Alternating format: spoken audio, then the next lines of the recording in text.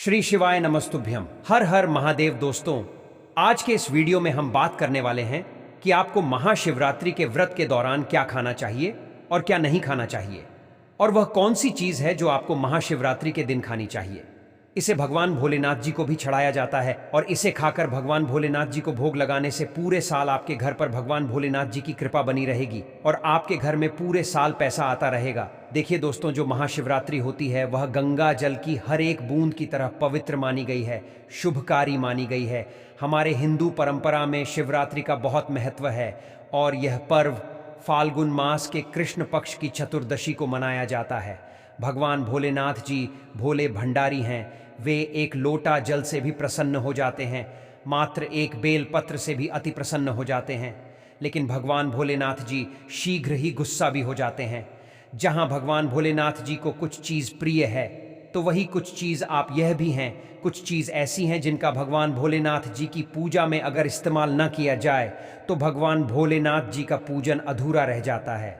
वही कुछ चीज़ें ऐसी होती हैं जो अगर अनजाने में आप भगवान भोलेनाथ जी को अर्पित कर देंगे तो उससे भगवान भोलेनाथ जी आपसे रुष्ट हो जाएंगे। इसलिए भगवान भोलेनाथ जी की पूजा करते समय कुछ बातों का विशेष ध्यान रखना चाहिए।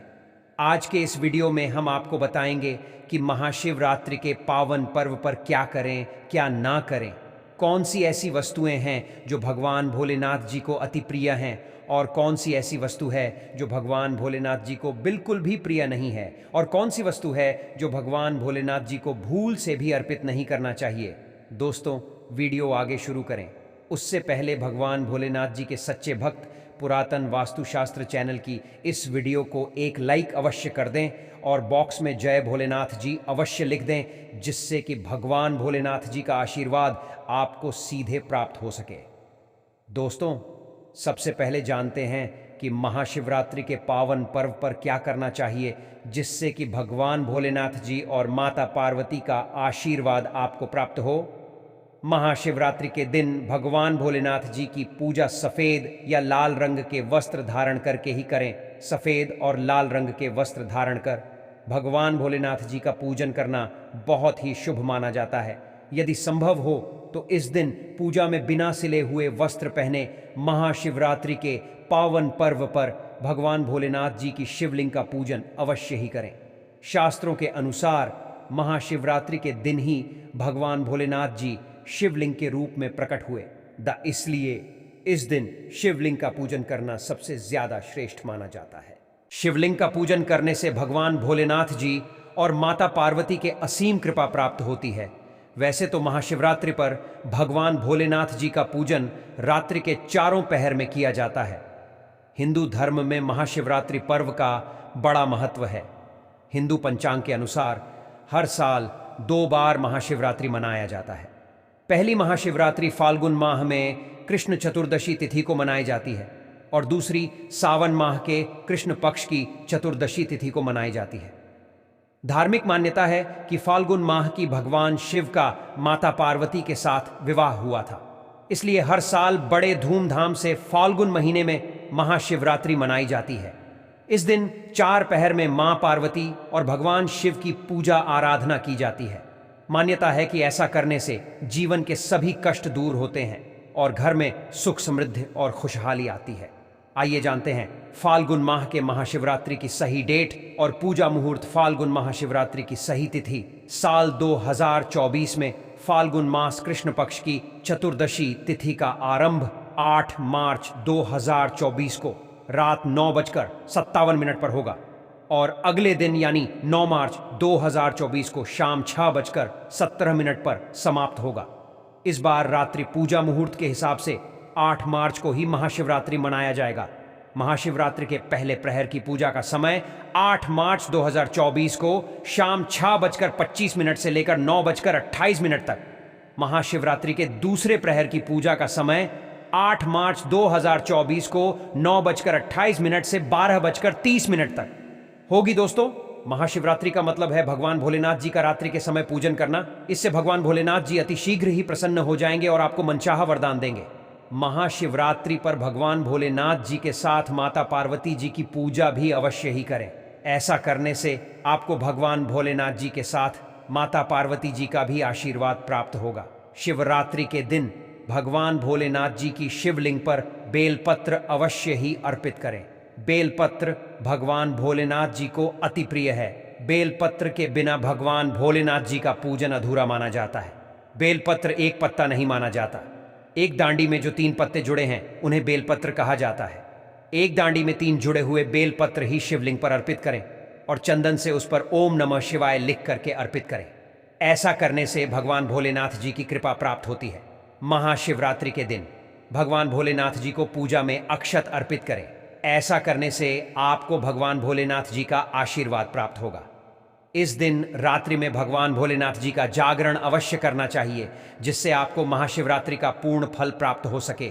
महाशिवरात्रि के दिन भगवान भोलेनाथ जी की पूजा करने से पहले भगवान श्री गणेश, भगवान कार्तिकेय, नंदी जी और माता पार्वती का पूजन अवश्य ही करना चाहिए, नहीं तो आपको पूजा का फल प्राप्त नहीं हो। इस दिन बैल को हरा चारा अवश्य ही खिलाना चाहिए, क्योंकि बैल को नंदी जी का रूप माना जाता है, जो भगवान भोलेनाथ जी को अत्यधिक प्रिय है। दोस्तों, महाशिवरात्रि पर इन कार्यों को करने से भगवान भोलेनाथ जी की कृपा प्राप्त होती है।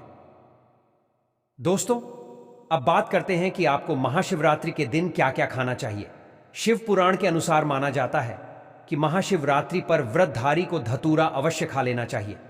भले ही आप थोड़ा सा खाएं, लेकिन खा जरूर लें, इससे व्रत पूरा हो जाता है। इस दिन भांग खाने से संपूर्ण फलों की प्राप्ति हो जाती है।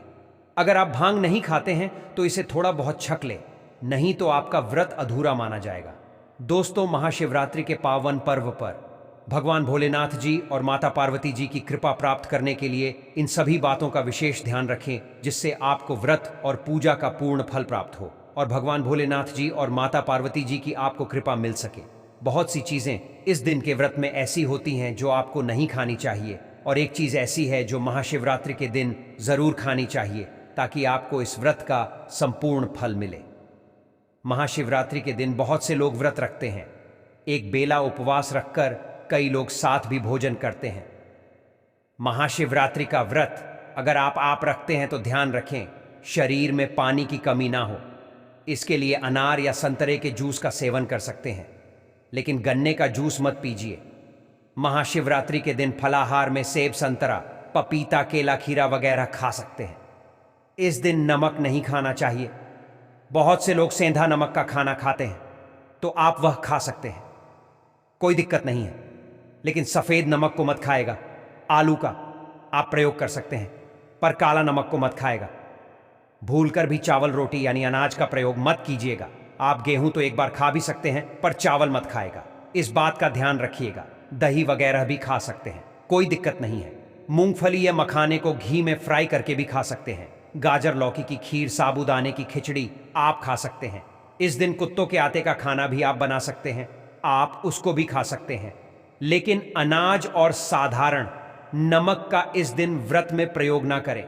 सेंधा नमक का प्रयोग कर सकते हैं।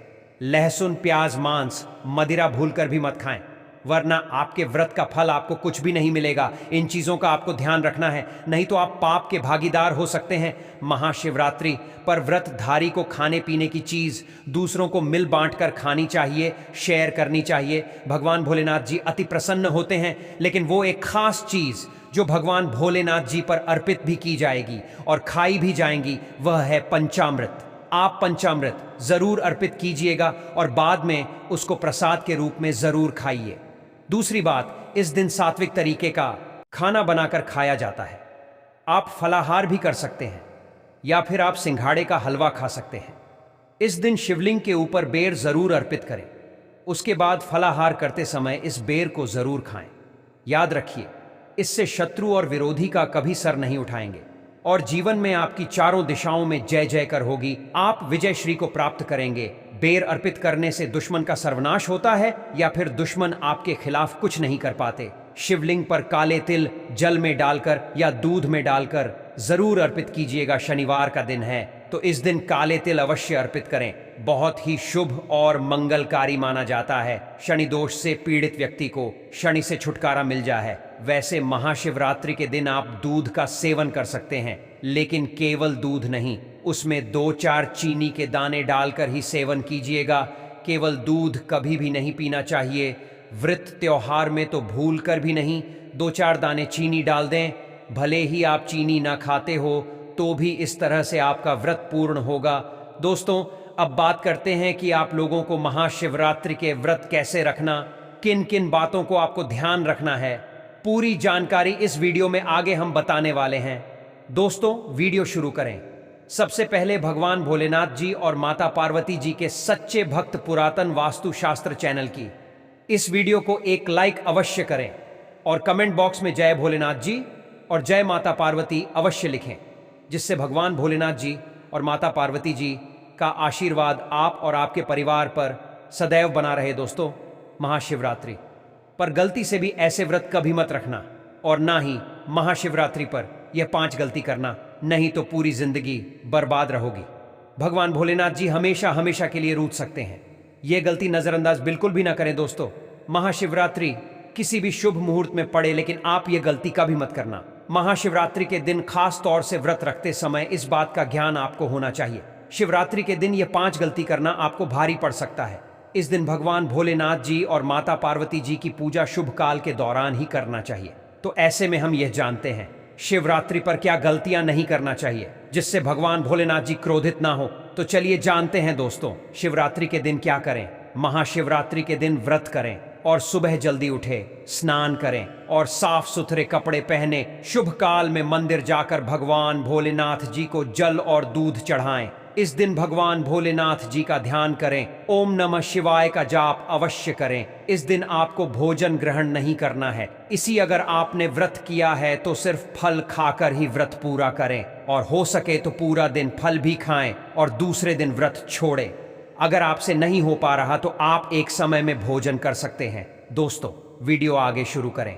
सबसे पहले भगवान भोलेनाथ जी के सच्चे भक्त पुरातन वास्तुशास्त्र चैनल की इस वीडियो को एक लाइक अवश्य कर दें और कमेंट बॉक्स में जय भोलेनाथ जी अवश्य लिख दें, जिससे कि भगवान भोलेनाथ जी का आशीर्वाद आपको सीधे प्राप्त हो सके। दोस्तों, सच्चे दिल से इस नियम को मानने वाला व्यक्ति भगवान भोलेनाथ जी को बहुत ही प्रिय होता है। दोस्तों, अब बात करते हैं महाशिवरात्रि के अवसर पर आपको क्या गलती नहीं करना चाहिए जिससे भगवान भोलेनाथ जी क्रोधित ना हो। दोस्तों, चाहे कुछ भी हो जाए, महाशिवरात्रि के दिन मांस मदिरा का सेवन गलती से भी मत करना, नहीं तो आपके साथ कुछ भी हो सकता है। महाशिवरात्रि के दिन देर तक कभी न सोए, इससे आपका भाग्य बिगाड़ सकता है। भगवान भोलेनाथ जी रूठ सकते हैं। शिवरात्रि के दिन दाल चावल या गेहूं से बने पकवान नहीं खाना चाहिए। इस दिन आप सिर्फ फल, दूध, चाय और कॉफी ले सकते हैं। दोस्तों, अगर आप भगवान भोलेनाथ जी को प्रसन्न करना चाहते हैं तो इस दिन काले कपड़े भूल कर भी मत पहनना। इस दिन जितना ज्यादा हो सके भगवा रंग, यह लाल रंग का ही कपड़ा पहने, बहुत ही शुभ और मंगलकारी माना जाएगा। इस दिन गलती से भी पति पत्नी शारीरिक संबंध भूलकर भी ना बनाएं, अन्यथा भगवान भोलेनाथ जी के क्रोध का सामना आपको करना पड़ेगा। इस दिन जितना ज्यादा हो सके दान पूर्ण करें। भगवान भोलेनाथ जी को अगर खुश करना है तो यह बातें गांठ बांध ले। दोस्तों, यह पाप कभी मत करना। महाशिवरात्रि के इस पावन अवसर पर शिवलिंग पर भूलकर भी यह चीजें मत चढ़ाना, नहीं तो जिंदगी भर आपको किसी बड़ी परेशानी का आपको सामना करना पड़ सकता है। आपका व्रत टूट भी सकता है। भगवान भोलेनाथ जी अत्यंत क्रोधित हो सकते हैं, जान लीजिए, नहीं तो आपके व्रत रखने का कोई भी फायदा नहीं। तो चलिए जानते हैं दोस्तों। नंबर 1, तुलसी। पौराणिक कथाओं के मुताबिक तुलसी को माता लक्ष्मी जी का स्वरूप माना जाता है। माता लक्ष्मी जी भगवान विष्णु जी की अर्धांगिनी है। भगवान विष्णु शालिग्राम की पूजा में ही तुलसी का प्रयोग किया जाता है। ऐसे में शिवलिंग पर तुलसी का प्रयोग वर्जित है। यह आपको पाप का भागीदार बना सकता है। ऐसा अनर्थ कभी मत करना। दोस्तों, नंबर 2, सिंदूर। सिंदूर एक प्रकार से श्रृंगार की वस्तु है जो सभी देवियों को चढ़ाया जाता है, परंतु भगवान भोलेनाथ जी बैरागी हैं और वह महाकाल है, इसीलिए उन्हें सिंदूर नहीं चढ़ाया जाता है। ऐसा पापा आप कभी मत करना। दोस्तों, नंबर 3, शिवरात्रि के पावन अवसर पर जितना ज्यादा हो सके आपको भगवा रंग पहनना चाहिए। भगवान भोलेनाथ जी अति प्रसन्न होते हैं। इस दिन काले कपड़े पहनने से बचना चाहिए और मंदिर में काले वस्त्र पहनकर कभी प्रवेश ना करें। दोस्तों, नंबर 4, हल्दी। सभी देवी देवताओं की पूजा में हल्दी का उपयोग किया जाता है, लेकिन कुछ का मानना है कि विनाश के देवता भगवान भोलेनाथ जी को अर्पित नहीं करना चाहिए, क्योंकि हल्दी सौभाग्य का प्रतीक है। दोस्तों, 5 केतकी के फूल पौराणिक कथाओं के मुताबिक केतकी के फूल भी शिवलिंग पर नहीं चढ़ाना चाहिए, क्योंकि एक बार केतकी के फूल भगवान ब्रह्मा के झूठ में साथ दिया था। यह बात जानकर भगवान भोलेनाथ जी नाथ ने क्रोध में आकर केतकी के फूल को श्राप दे दिया। दोस्तों, नंबर 6, नारियल पानी। एक पौराणिक मान्यताओं के अनुसार ऐसा कहा जाता है कि शिवलिंग पर नारियल पानी नहीं चढ़ाना चाहिए, क्योंकि यह शुभ नहीं माना जाता। दोस्तों, नंबर 7, शंख जल। भगवान भोलेनाथ जी ने शंखचूर्ण नाम के असुर का वध किया था। शंख को उसी असुर का प्रतीक माना जाता है जो भगवान विष्णु का भक्त था।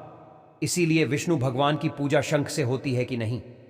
दोस्तों, नंबर 8, तिल। यह भगवान विष्णु के मैल से उत्पन्न हुआ था माना जाता है, इसीलिए इसे भगवान भोलेनाथ जी को नहीं अर्पित किया जाना चाहिए। दोस्तों, नंबर 9, टूटे हुए चावल। भगवान भोलेनाथ जी को अक्षत यानी साबुत चावल अर्पित किए जाने के बारे में शास्त्रों में लिखा है। टूटा हुआ चावल अपूर्ण और अशुद्ध होता है, इसीलिए यह भगवान भोलेनाथ जी को नहीं चढ़ता। आप ऐसा अनर्थ सेट करना, चावल चढ़ाने से पहले ध्यान से देख ले कहीं चावल टूटा हुआ ना हो। खास तौर से शिवरात्रि पर ये चीजें भगवान भोलेनाथ जी को चढ़ाने से भी व्यक्ति का भाग्य चमक उठता है। भगवान भोलेनाथ जी होते हैं अति प्रसन्न। तो चलिए जानते हैं दोस्तों, नंबर 11, गंगा जल। भगवान विष्णु के चरणों से निकली और भगवान भोलेनाथ जी की जटा से धरती पर उतरी है, इसीलिए सभी नदियों में गंगा परम पवित्र। गंगा जल से भगवान भोलेनाथ जी का अभिषेक करने से मानसिक शांति और सुख की प्राप्ति होती है। दोस्तों, नंबर 12, गन्ने का रस और का प्रतीक माना जाता है। शास्त्रों में इसे बहुत ही पवित्र माना गया है। प्रेम के देवता कामदेव का धनुष गन्ने से बना है। देव प्रबोधनी एकादशी के दिन गन्ने का घर बनाकर भगवान विष्णु की देवी तुलसी की पूजा की जाती है। दोस्तों, पत्तों वाला बेलपत्र, 3 पत्तों वाला बेलपत्र जो कटा फटा नहीं हो, ऐसा भगवान भोलेनाथ जी को चढ़ाए। 3 पत्तों वाला बेलपत्र त्रिदेव ब्रह्मा विष्णु महेश का प्रतीक माना जाता है। महाशिवरात्रि के अवसर पर बेलपत्र अर्पित करने से शिवलोक की प्राप्ति होती है, ऐसा पुराणों में बताया गया है। दोस्तों, नंबर 14, धतूरे का फूल। धतूरे के फल के समान धतूरे का फूल भी भगवान भोलेनाथ जी को प्रिय है। इसका कारण यह है कि यह सफेद होता है और औषधीय कारणों से गुणकारी होता है। मानसिक शांति के लिए धतूरे के पुष्प को शिवलिंग पर अर्पित करें। दोस्तों, नंबर 15, चांदी के नाग नागिन के जोड़े। कि ग्रहों के अशुभ प्रभाव के कारण घर में सुख शांति की कमी और आर्थिक परेशानियों को दूर करने के लिए महाशिवरात्रि के अवसर पर भगवान भोलेनाथ जी को नाग नागिन के जोड़े समर्पित करें। इससे काल सर्प और नाग दोष समाप्त होता है। मित्रों, इस वीडियो में बस